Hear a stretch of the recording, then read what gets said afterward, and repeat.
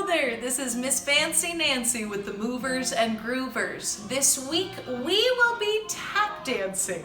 Now, I know a lot of you probably don't have tap shoes at home, but not to worry. We're going to make our own tap shoes right here at home. You're only going to need 3 things: a pair of shoes, a hot glue gun, and pennies.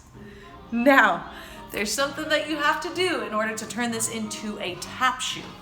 You are going to take your shoe, and there's 2 different spots that we need to hot glue down our penny. We need to hot glue up here at the top of the shoe, around the ball of the foot and the toe, and here at the heel. So I'm going to take my pennies, and I'm going to put them on the heel, and put them right here on the top of the shoe. Hot glue them there, and you will have your very own tap shoes for Movers and Groovers tap class this week. I'll see you guys on Thursday. If you don't want to tap dance on the ground and you think it will scrape up the floor, then grab a piece of cardboard to tap on. I can't wait to see ya. Bye.